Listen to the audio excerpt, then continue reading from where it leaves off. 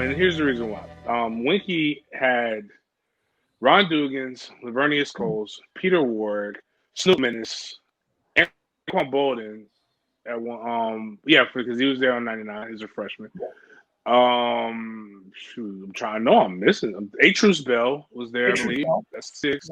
I know I'm missing somebody. Yeah, they had to have had more. Anyway, I count 6 NFL receivers. Jameis has had 2. One, it wasn't very good. Actually, neither one of them made it past the first contract.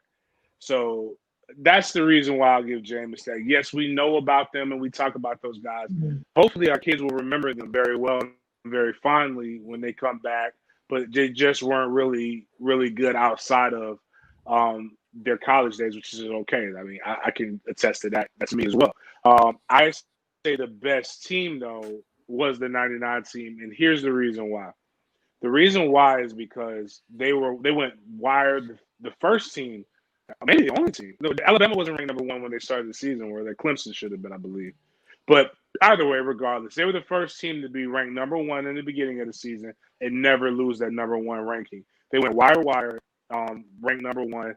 That is very difficult to do. Every week, there's a target on your back. The 13 team did not start that as highly ranked. There was a lot of, because you had Jameis and people knew about him, but they weren't sure because you lost EJ Manuel, and you lost some cats. So that's the reason why I'll give. In that 99 defense, both defenses were really, really good, seriously talented. But that's the only reason I say 99. And some of those, I would say that 92 team was supposed to be pretty good, right? With Marvin Jones, if I remember correctly. 91, one of those years they lost. They just lost 1 game, and then it ended up being 2. Excuse me, I believe. But that's the thing that sucks about Bobby. I was explaining to somebody about Bobby. Hold on. Oh God! What drugs do they have in there? Hold on. I have to. I apologize, James. I apologize. Not even top 10. Okay. First of all, Ronan, we appreciate your money, but now you're just you got to head out. No. Let's give Ronan a chance. Let's give him a chance to defend himself. Ronan, please give me your top 10 teams of all time. Let's listen to his top 10. Please list them in the chat. And I swear to God, if you list all 10 Miami teams, you will be kicked out. We will ban you for this. We will figure out a way to ban. Who's going to ban who? We will figure out a way to ban Ronan. If he lists 10 Miami teams. Again, who is going to ban Ronan? We will figure out a way. You won't be here 1 week, and we'll figure out a way to ban him. But Ronan, in the chat, go ahead and put down your 10 teams, and then we'll go from there. James, I guess my one beef with the 99 team is the fact that that's the 99 team who barely beat Georgia Tech, a decent Georgia Tech team. Joe Hamilton at quarterback. Thank you. Thank you. Barely beat Clemson, 17-14. There were a lot of those. But why? Why did they barely beat Clemson? Go ahead, flesh it out. Woodrow Dancer? No, that's not why. Just think about what happened in '99. That was very traumatic to Florida State. And Peter Warwick was back for that game. He missed the Wake Forest game and the Miami game. He was back for that Clemson game. What I'm saying, he missed significant time and then came back. It's just like, I mean, those are the things. Like, so that's the other part. So they got. It wasn't just Peter Ward being kicked off. A second round draft pick got kicked off as well.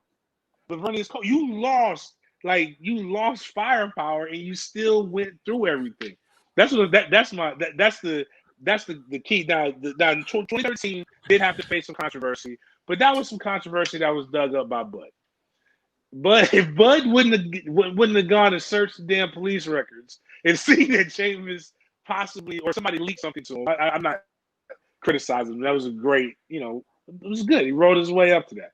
With that, but the Jameis story kind of making the headlines and really getting out there and doing stuff. That was a lot. I give Jameis a lot of props at 18 years old, really dealing with that and navigating all of that. That's a ton of 19, because he was a redshirt freshman. That's a lot to have to deal with.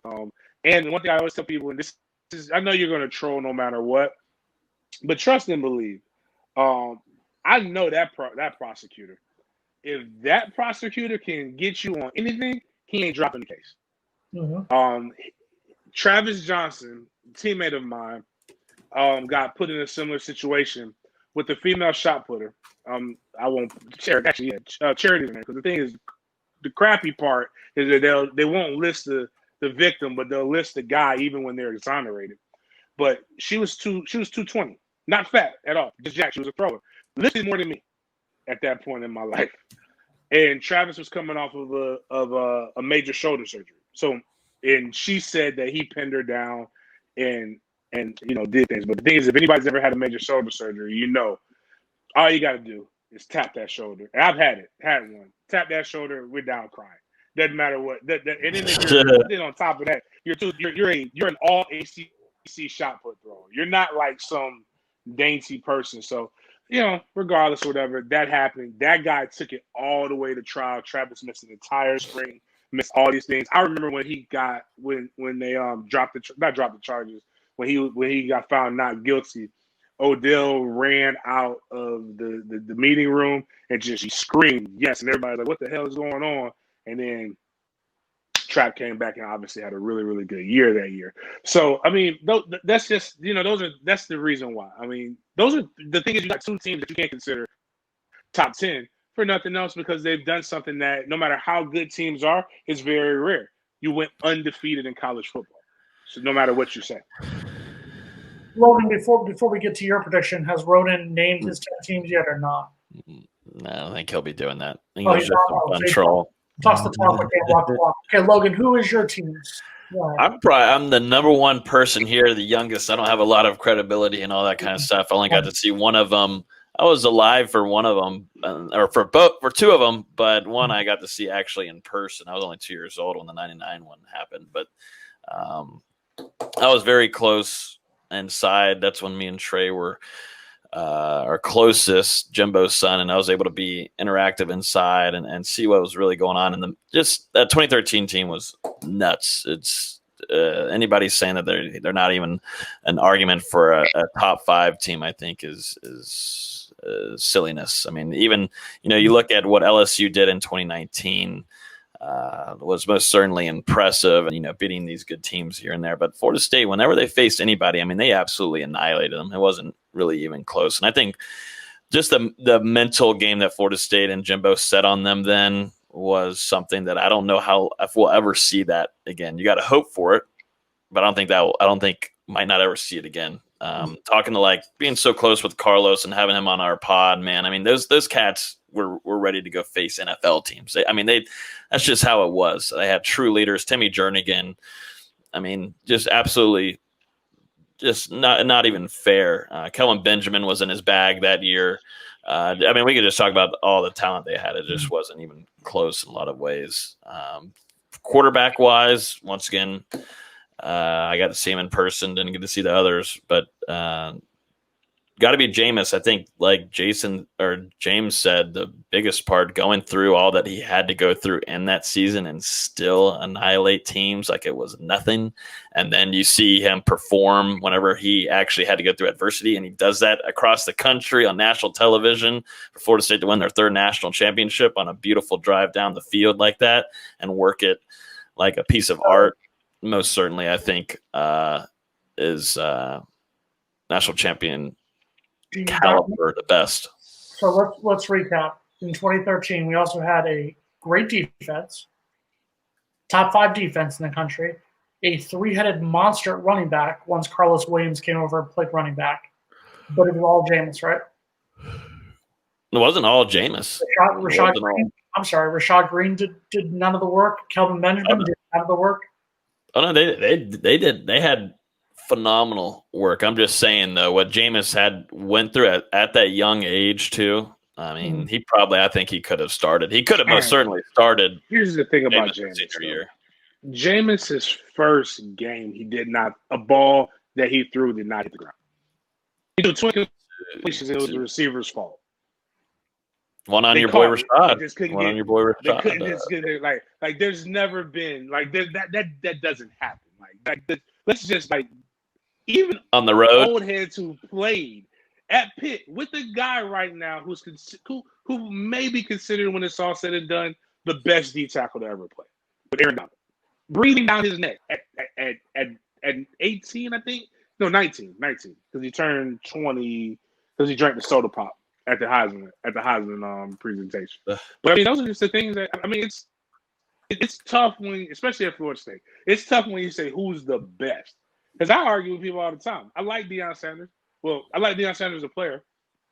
Don't care for Deion Sanders as a person too much, but I love Deion Sanders the player. But I don't think he's the best DB to ever play, the best corner to play at Florida State. Who do you think it is? My opinion. Who do you think it is?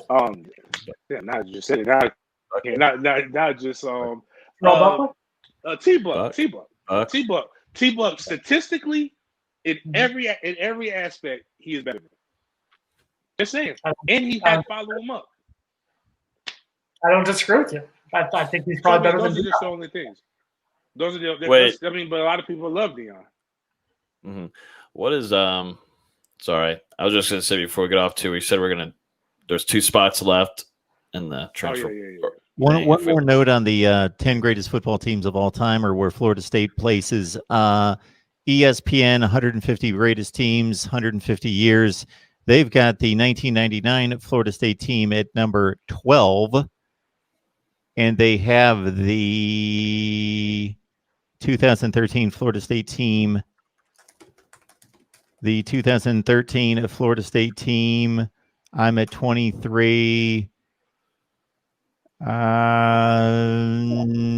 Number 29.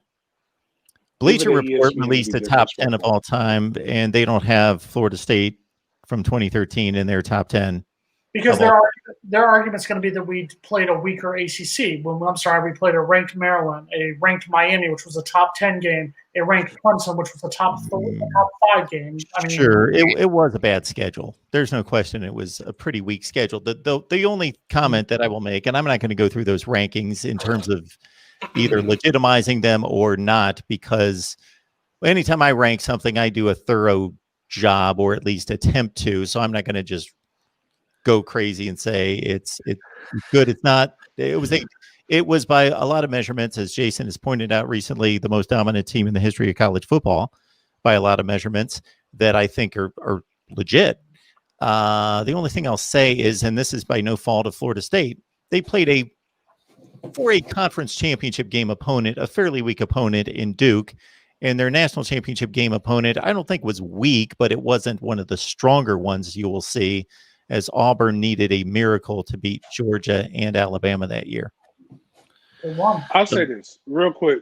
2001 Miami team is regarded as one of the best national championship teams with a loss. Name me the Big East. Name me the Big East teams that year. Oh, that year? Oh, well, let's do this real quick. So the Big East that year was Virginia Tech. You don't even have to do it. It's a now defunct conference. That tells you exactly how talented they were. My point is that it's a pick and choose thing. I don't know. I can't, even with the 150, I don't count, and this is my bias. I don't count football before 1970. It just doesn't count. Like that's legitimate. Yeah, and I was going to put that as a precursor, a disclaimer that they're going just based on metrics, considering that 1930 is the same as 2020, and that's not the case, obviously. And they're just using everything as even playing field. We're going to rank dominance, basically. Well, and just real quick, I'm sorry, you're up there. Miami that season, everyone talks, and Miami fans, especially living down here, when they talk about why 2001 Miami is the greatest team of all time. The argument they make, and the same argument they use, is because all these players who got drafted into the NFL. Oh, the NFL was stacked with players from who played on that 2001 team. That's 100% accurate. But look at that 2001 team. That's a 2001 team that, like James said, the Big East that year was Rutgers, Temple. I think Boston College was 3-8 that season. I'm not 100% sure, but I know they had a losing record that season. You had a Pitt in the Big East that year. Which Boston College, they needed a miracle. They needed a pick six from Ed Reed to beat them. You needed a fourth quarter touchdown to beat Virginia Tech, and then that's a Virginia Tech team that Florida State smoked in the Gator Bowl that year over in Jacksonville. So, yes, Miami was a great team in sending those players to the NFL. If you're going to say the greatest college football team when it comes to sending talent to the NFL, absolutely. 2001 Miami without a shadow of a doubt. If you're talking about the greatest team during a season, 2001 Miami is a top 3 team. I'll give them top 3 stats-wise, but there's no way. 2013 Florida State, and this will piss off Ronan and all the other people who never stepped foot on the campus of the University of Miami. 2013 Florida State beats 2001 Miami. Okay. Look it up. Go ahead. Write down. Florida State beat ranked Maryland 63-0, and Maryland was going to upset Florida State. I don't know if we looked up Maryland that year. I'm going to guarantee that they didn't finish ranked. I don't know if that was legitimate ranking. I think Jameis kind of and the defense went. That's fun. Maryland hasn't been back since. And who were Miami played 5 ranked teams that season. 3 of them were non-conference: Nebraska in the Rose Bowl, Florida State, and Washington. And to be fair, I was knocking Auburn to a certain extent. Really, I'm not knocking Auburn. Auburn was really good. I'm just saying they had 2 miracle wins to get to the championship game. But Miami played one of the weaker teams that you will ever see in a national championship game in 2001. That Nebraska team did not belong in that game. Shouldn't have been in the game. Was clearly inferior. Okay. And then they got their payback the next season when Ohio State beat them for the national title.